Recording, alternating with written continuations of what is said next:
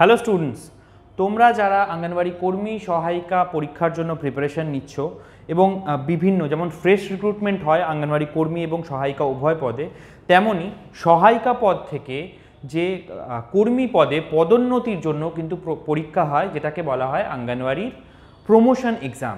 এটা কিন্তু একটা পার্টিকুলার জেলায় এখন স্টার্ট হয়ে গেছে, সেটা হচ্ছে উত্তর ২৪ পরগনা। এখানে আমি তোমাদের লিখে দিচ্ছি উত্তর ২৪ পরগনাতে স্টার্ট হয়েছে, ঠিক আছে। বাট অনলাইন অ্যাপ্লিকেশান হচ্ছে না, তো তোমাদের যেই পার্টিকুলার জায়গায় বা অফিস যেখানে রয়েছে সেখানে গিয়ে কিন্তু তোমরা খোঁজ করতে পারো যে কোথায় কিভাবে কি অ্যাপ্লাই করতে হবে না করতে হবে।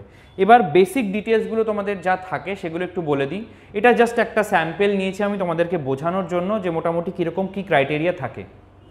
দেখো, যারা এবার কারা কারা অ্যাপ্লাই করতে পারবে, প্রথম প্রশ্ন। ফার্স্ট অফ অল দেখতে হবে হচ্ছে যেই ব্লকের মধ্যে তোমরা অ্যাপ্লাই করতে চাইছো সেখানে তোমার যেই ক্যাটাগরি থেকে বিলং করো সেখানে ভ্যাকেন্সি আছে কিনা। যেমন এই যে নোটিফিকেশানটা নিয়েছি, এখানে দেখো এসসিদের জন্য একটা ভ্যাকেন্সি রয়েছে, এসটিদের জন্য একটা ভ্যাকেন্সি রয়েছে এবং 3টে ভ্যাকেন্সি রয়েছে ইউআরদের জন্য।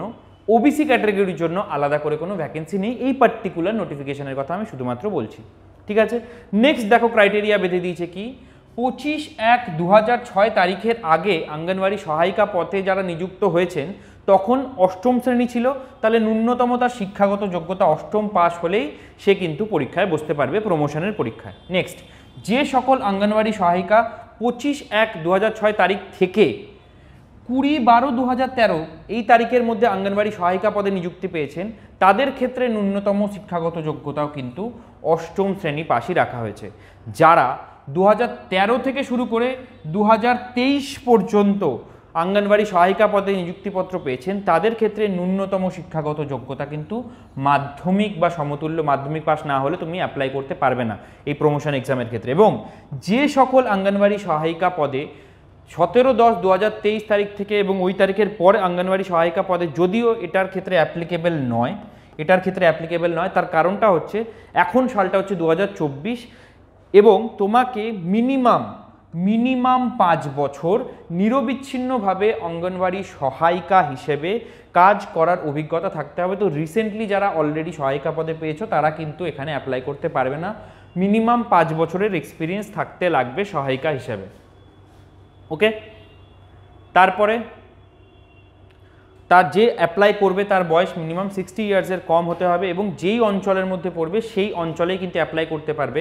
একটা জিনিস মাথায় রাখবে, যদি তুমি একজন সহায়িকা হও, যখন সহায়িকা পদে অ্যাপ্লাই করেছিলে তখন কিন্তু উইদিন গ্রাম পঞ্চায়েত তোমাকে অ্যাপ্লাই করতে হয়েছে, এবার কিন্তু উইদিন ব্লক তুমি অ্যাপ্লাই করতে পারবে, ঠিক আছে। উইদিন ব্লকের আন্ডারে, ওই ব্লকের আন্ডারে যে কোনো গ্রাম পঞ্চায়েতে তুমি অ্যাপ্লাই করতে পারবে, তুমি একটা গ্রাম পঞ্চায়েতের মধ্যে সীমাবদ্ধ নও, ওকে। নেক্সট, পরীক্ষা কি হবে? লিখিত পরীক্ষার ক্ষেত্রে থাকবে হচ্ছে 35 নম্বর, যার মধ্যে থেকে পাটিগণিত থেকে থাকবে 10 নম্বর, ইংরেজি ভাষা থেকে থাকবে 10 নম্বর, পুষ্টি জনস্বাস্থ্য এবং শিশু বিষয় থেকে থাকবে 10 নম্বর এবং সাধারণ জ্ঞান থেকে থাকবে 5 নম্বর। এই হলো 35 নম্বর। তারপরে 5 নম্বর থাকবে হচ্ছে মৌখিক পরীক্ষার উপর এবং তারপরে 10 নম্বর থাকবে হচ্ছে তুমি কত বছর ধরে কাজ করছো তার উপর। ম্যাক্সিমাম 10 নম্বর পাওয়া যাবে যদি কেউ 8 বছর বা তার বেশি নিরবিচ্ছিন্নভাবে, মানে কোনো ডিসকন্টিনিউয়েশন নেই, মাঝখানে কন্টিনিউয়াসলি কাজ করে থাকে অঙ্গনওয়াড়ি সহায়িকা হিসেবে, তাহলে সে এই অঙ্গনওয়াড়ি কর্মীর পরীক্ষায় প্রিপারেশন করে পরীক্ষা দিতে পারবে, ঠিক আছে। এবার প্রিপারেশন করবে কিভাবে? প্রিপারেশনের জন্য আমাদের ইউটিউব চ্যানেল তো রয়েছেই, তার সাথে সাথে তোমরা আমাদের